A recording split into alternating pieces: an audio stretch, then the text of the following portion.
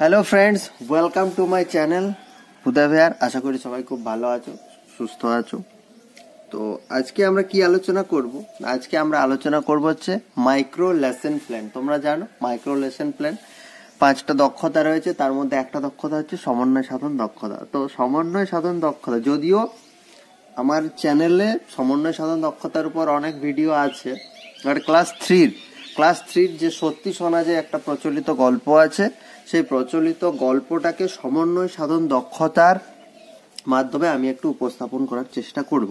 তো দেখো, আমরা এটাকে এই যে দেখো 3টে উপ এককে ভাগ করেছি, ক খ গ, পুরোটা কভার করবো। অর্থাৎ আজকে কটা হবে, কালকে খ হবে, পরশু গ হবে।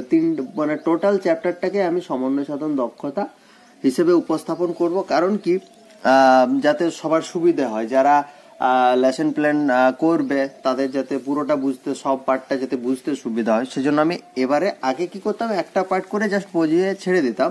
এবারে আমি পুরো পড়াটাই কভার করার চেষ্টা করব, ঠিক আছে? তো 3টে পার্টে ভিডিওটা হবে। আজকে ক উপ এককের উপর হবে, কালকে খ, তারপরের দিন গ, এবং আমরা এইভাবে পড়াটা শেষ করব। তো দেখো, প্রথমে যেমন আমরা করতাম, দেখো প্রথমে সমন্বয় সাধন দক্ষতার নাম লেখা, এখানে বিদ্যালয়ের নাম, কোথায় কি কি চেঞ্জেস আসতে পারে সেটাও আমি বলে দেবো। এখানে বিদ্যালয়ের নামের জায়গায় তুমি প্রশিক্ষণ কেন্দ্রের নামও লিখতে পারো, কারণ এটা মাইক্রো লেসন প্ল্যান, তো এটা তো তোমার কলেজের মধ্যেই হচ্ছে। ম্যাক্রো হলে তোমাকে স্কুলে গিয়ে পড়াতে হতো, সুতরাং এখানে তুমি বিদ্যালয়ের নাম লিখলেও চলবে, প্রশিক্ষণ কেন্দ্রের নাম লিখলেও চলবে। ওকে, শ্রেণী মানে হচ্ছে এটা কোন ক্লাসের পড়াটা, ঠিক আছে? এই যে পড়াটা, এটা কোন ক্লাসের, না এটা হচ্ছে 3য় ক্লাস, মানে 3য় শ্রেণী, সত্যি শোনা, ঠিক আছে? সময় হচ্ছে 8 মিনিট প্লাস, মানে 8 মিনিটের একটু বেশি। নেক্সট হচ্ছে শিক্ষার্থীর সংখ্যা মিনিমাম 10 জন, 10 জনের থেকে কমই হবে, কারণ এটা মাইক্রো। শিক্ষকের নাম, ছেলে হলে শিক্ষকের নাম। এখানে যদি লেসন প্ল্যানটা কোনো ম্যাডাম তৈরি করেন, তাহলে এখানে হবে শিক্ষিকার নাম। ক্রমিক সংখ্যা মানে তার কলেজে যে রোল নাম্বার এবং কোন ডেটে হচ্ছে সেই তারিখটা। এদিকের কাজ গেল, এদিকে চলে যাবো রাইট সাইডে, লেফটের কাজ হয়ে গেল। দেখো, বিষয় হচ্ছে বাংলা হচ্ছে পাতাবার, কারণ আমি কি 1-2-তে কি চলে, 1-2-তে আমার বই চলে, কারণ আমি এটা 3 মানে পাতাবার। আচ্ছা, একক মানে পড়াটার নাম কি, সত্যি শোনা, পড়ার নাম সত্যি শোনা। দেখো, ব্র্যাকেটে লিখিয়ে দিচ্ছি প্রচলিত গল্প। এখানে যদি ধরো লীলা মজুমদারের আলো বা উপেন্দ্র কিশোর রায়চৌধুরীর নরহরি দাস হতো, তখন আমাকে কিন্তু এককের পরে লেখক বলে আমাকে একটা কলাম তৈরি করতে হতো, একটা পয়েন্ট তৈরি করতে হতো, এবং সেখানে লেখকের নাম লিখতে হতো। এটা সত্যি শোনা প্রচলিত গল্প, এখানে যেহেতু কোনো লেখক নেই, তাই আমি এখানে লেখকের যে পয়েন্ট সেটা আমি এখানে রাখিনি। উপ একক মানে এই পড়াটাকে, দেখো একদিনে তো আর এত বড় একটা চ্যাপ্টার কমপ্লিট করা সম্ভব, বাট সেরকম কমপ্লিট করেই কি লাভ, যেখানে বাচ্চারা ভালো করে বুঝতে পারবে না। তাহলে আমি পার্টে করেছি। তো দেখো, পড়াটা, এই লেসন প্ল্যানটা করার আগে পড়াটা আগে ভালো করে বুঝতে হবে নিজেকে। তো দেখো, এটাকে আমি 3টে পার্টে ভাগ করেছি। প্রথম পার্ট দেখো, বুড়ো চাষির কঠিন অসুখ করেছে থেকে ওর বউ বলছে কোথায় আছে সোনা। এটা পড়াটা পড়লে বুঝতে পারবে। এটা হচ্ছে যেখান থেকে করেছি, যতদূর পর্যন্ত করেছি ডট দিয়ে লিখেছি। নেক্সট, ক্ষয়ে ছেলে জমি চাষাবাদ, মরিয়া হয়ে ওঠেছে, কিন্তু সকাল থেকে পেতে দেরি হয় না। আমি 3টে পার্টে এটাকে ভাগ করেছি। ওকে, বাট আজকে আমি কি বলেছি, আমি বলেছি পুরোনো ভিডিওগুলো দেখলে বুঝতে পারবে, স্টার মার্ক করে দিতে। যেটা আজকের পার্ট তো আমি নিজে অবশ্যই লিখছি, আজকের পার্ট আমরা কয় উপ এককটুকু আলোচনা করব, বাট এখানে আমরা একটা স্টার মার্ক করে দেবো, যাতে পরীক্ষকের বুঝতে সুবিধা হয় যে আজকে আমরা এই পার্টটার উপর লেসন প্ল্যানটা করেছি। ওকে, চলো, আশা করি বোঝাতে পারলাম, এত দূরে কোনো সমস্যা নেই। এরপর আমরা কম্পোনেন্টস, আচরণাঙ্গ সমূহ আলোচনা করব। তাহলে সমন্বয় সাধন দক্ষতার যে আচরণাঙ্গ সমূহ, ইংরেজিতে যেগুলোকে বলা হয় কম্পোনেন্টস, কি কি আছে? 1 নাম্বার হচ্ছে শিক্ষার্থী দ্বারা অন্যান্য বিষয়ের সাথে সমন্বয় সাধন। 2 নম্বর হচ্ছে শিক্ষার্থীর কাছ থেকে দৃষ্টান্ত গ্রহণ। 3 নম্বর হচ্ছে শিক্ষার্থীর দ্বারা যথাযথ উদাহরণ, এবং 4 নম্বর হচ্ছে সাধারণীকরণ। দেখো, এই লেসন প্ল্যানটাতে এই যে শিক্ষার্থীর কাছ থেকে দৃষ্টান্ত গ্রহণ এবং শিক্ষার্থীর দ্বারা যথাযথ উদাহরণ, এই দুটো পয়েন্টের মধ্যে মিস্টেক হয়। অনেকে এই দুটো পয়েন্টকে আলাদা করতেই পারে না, বুঝতেই পারে না, ঠিক আছে? তো সেগুলো আমরা ভালো করে বোঝার চেষ্টা করব। চলো শুরু করি। এরপর আমরা চলে যাব লেসন প্ল্যানের মধ্যে দেখো 4টে পয়েন্ট হবে। একটা হচ্ছে বিষয়বস্তু, একটা হচ্ছে শিক্ষকের আচরণ, একটা হচ্ছে শিক্ষার্থীর আচরণ, একটা হচ্ছে আচরণাঙ্গ। এখানে আমি বললাম যে যে জায়গাতে চেঞ্জেস আসতে পারে, শিক্ষকের আচরণে কোথাও কোথাও শিক্ষকের ভূমিকা, শিক্ষার্থীর ভূমিকা, নো প্রবলেম, একই ব্যাপার, আচরণ বা ভূমিকা। অর্থাৎ এই লেসন প্ল্যানটা বা একটা ক্লাসরুমের মধ্যে শিক্ষার্থীর কি ভূমিকা, শিক্ষকের কি ভূমিকা, সেটাই আমরা এখানে লিখছি। তো দেখো প্রথমে একটা পয়েন্ট এখানে বলার, এখানে বিষয়বস্তু, এই বিষয়বস্তুর এখানে কলমটা ফাঁকা। ফাঁকা মানে কি, বিষয়বস্তুতে ধরো আজকে আমি কতটা পড়াচ্ছি না, আজকে আমি পড়াচ্ছি, দেখো এখানে আমি দেখানোর চেষ্টা করবো, বুড়ো চাষির থেকে কোথায় আছে সোনা। এই পার্টটাকে আমি পড়লাম, একবার পড়লাম, দুবার পড়লাম, তিনবার পড়লাম, চারবার পড়লাম, যতবারে আমার বোধগম্য হচ্ছে। এই যে বিষয়বস্তুতে তুমি দুটো কাজ করতে পারো। ডাইরেক্ট তুমি এখানে যেটা আছে বুড়ো চাষির থেকে এইটুকু অংশ লিখে দিতে পারো, এনাফ। বা এই পোর্শনটা বুঝতে পেরে তুমি এর বিষয়বস্তুটা নিজ ভাষায় লিখতে পারো। যেহেতু কি হয়, ফাঁকা থাকলে ঘরটা অকওয়ার্ড লাগে, লিখতে পারো। এবার পরীক্ষার উপর তোমার সময়ের উপর নির্ভর করছে। যদি দেখছো পরীক্ষাতে তোমার টাইম খুব কম, তখন তুমি অত ডিটেলসে লিখবে না, তুমি জাস্ট এটা তুলে দেবে।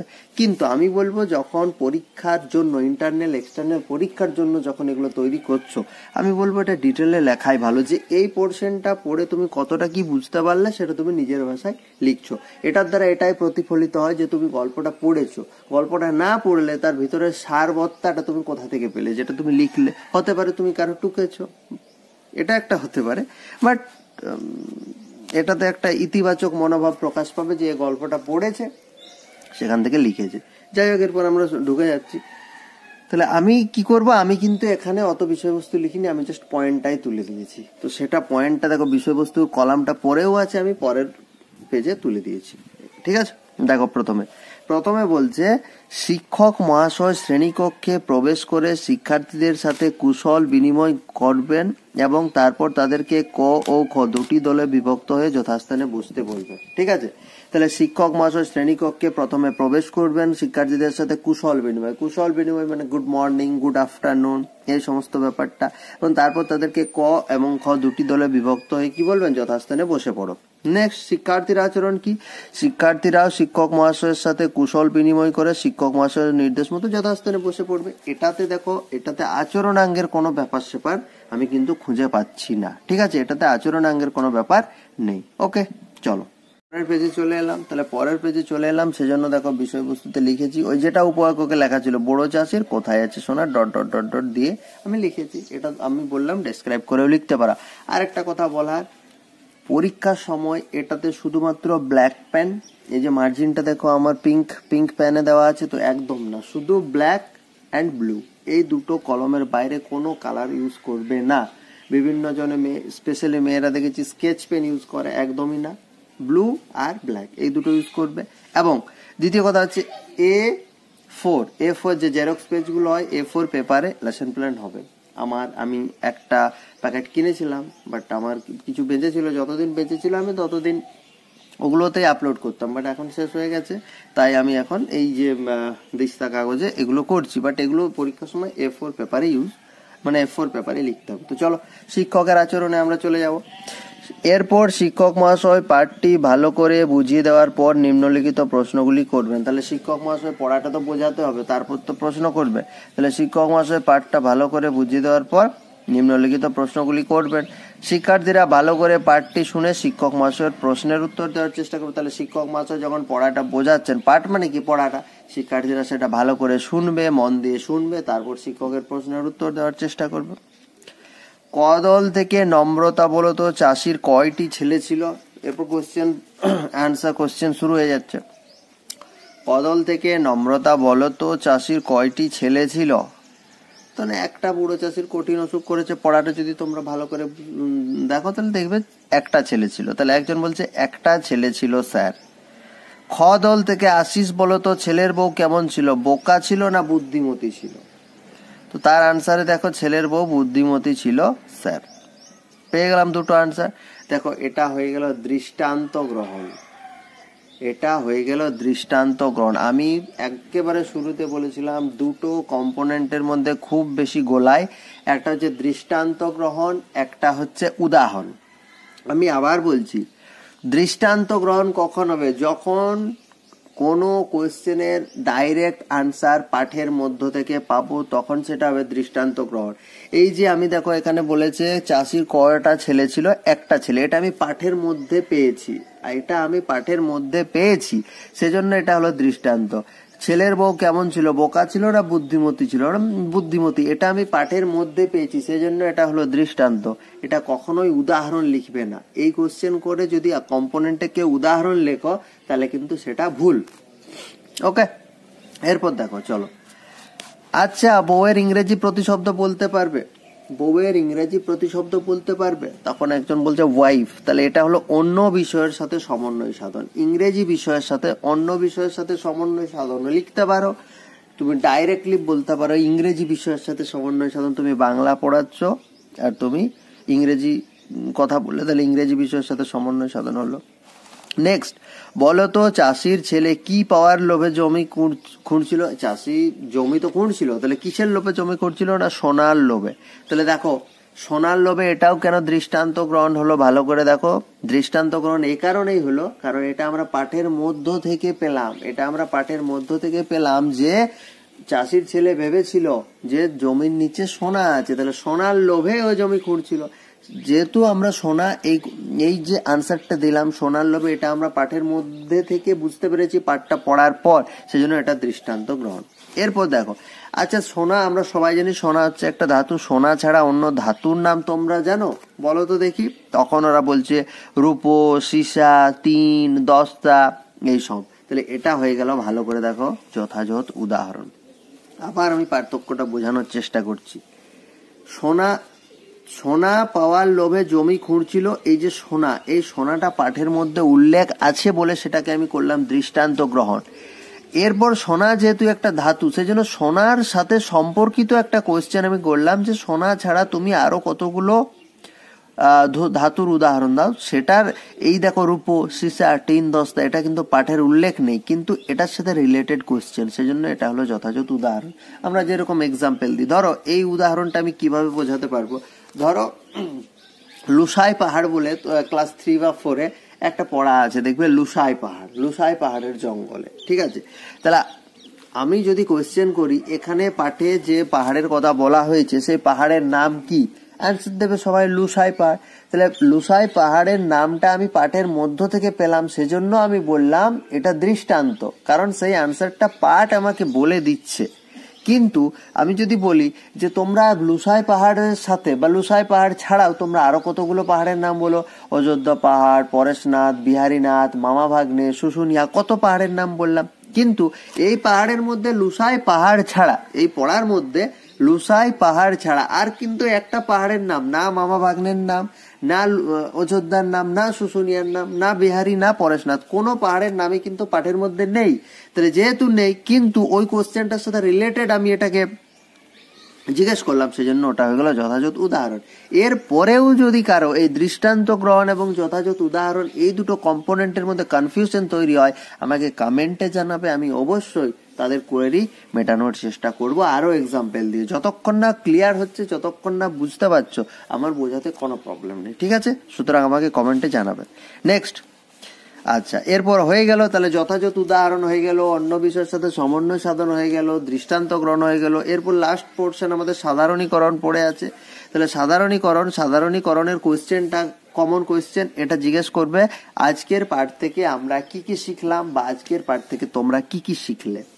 তাহলে ওরা কি বলছে, অনেক কিছু স্যার। তাহলে আজকের পাঠ থেকে আমরা অনেক কিছু শিখলাম, অনেক ধাতুর নাম জানলাম। তাহলে শুধুমাত্র পাঠের মধ্যে আমার সোনার উল্লেখ ছিল,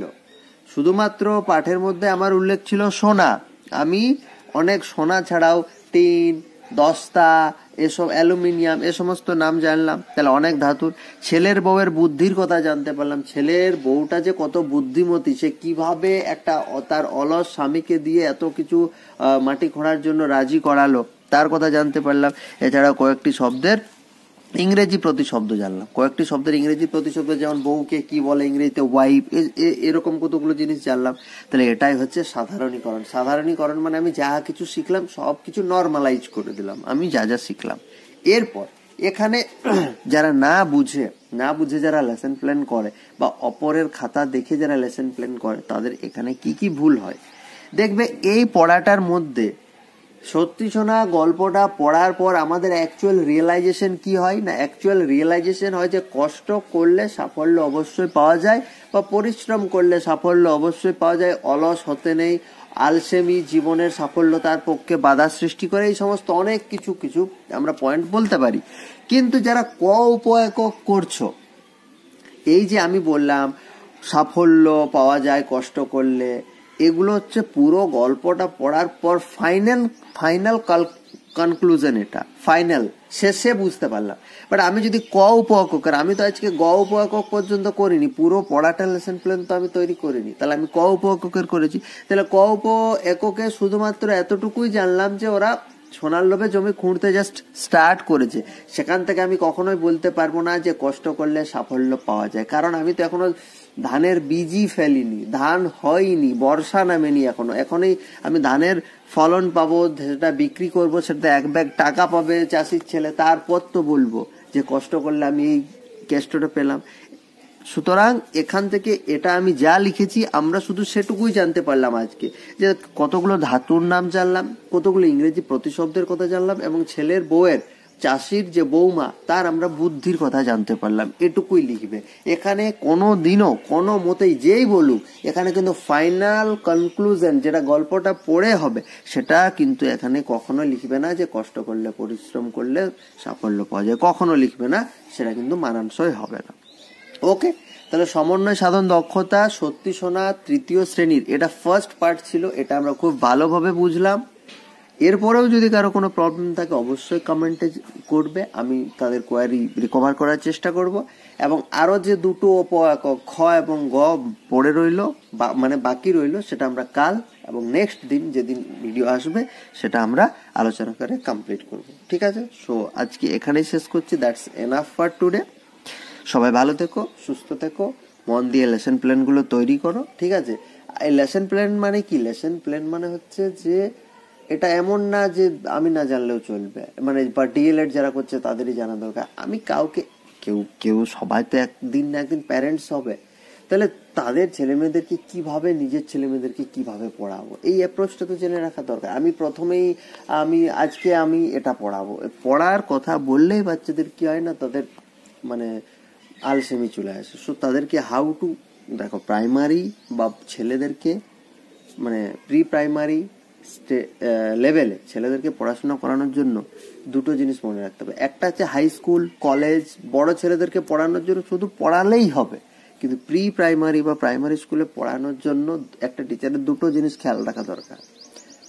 একটা হচ্ছে পড়ানোটা, সাথে সাথে তাদেরকে কিভাবে ক্লাসরুমের দিকে অ্যাট্রাক্ট করা যায়, কিভাবে তাদেরকে ক্লাসরুমের মধ্যে রাখা যায়, এই দুটো জিনিস কিন্তু মনে রাখতে হবে, মাথায় রাখতে হবে। সুতরাং প্রাইমারি স্কুলে পড়ানোটা কিন্তু হাই স্কুলে পড়ানো বা কলেজে পড়ানোর থেকে অনেক বেশি ডিফিকাল্ট, কারণ দুটো জিনিস খেয়াল রাখতে হয়। বড় ছেলেরা কি হয়, যার পড়ার পড়বে শুনবে, যার শোনার সে শুনবে না, কিন্তু ছেলেদেরকে কি করতে হয়, প্রাইমারি লেভেলে সবাইকে গুরুত্ব দিতে হয়। কেন গুরুত্ব দিতে হয়? কারণ বেস্ট যদি আমি তৈরি করতে না পারি তাহলে তো ছেলেটা এমনি পিছিয়ে যাবে, পরবর্তীকালে বড় হয়ে ছেলেটা না পড়লে সেটা কারো করার নেই, কারণ সবাই তো আর পড়বে না, অন্যান্য প্রফেশন হয়ে যাবে, কেউ বিজনেস করবে, কেউ ড্রাইভিং করবে, সেটা পরের ব্যাপার, কিন্তু প্রাইমারি বেস লেভেলটা তো শিক্ষাটা দেওয়া দরকার। ঠিক আছে, সো ঠিক আছে, পরের দিন আবার দেখা হচ্ছে। Thank you, have a good day.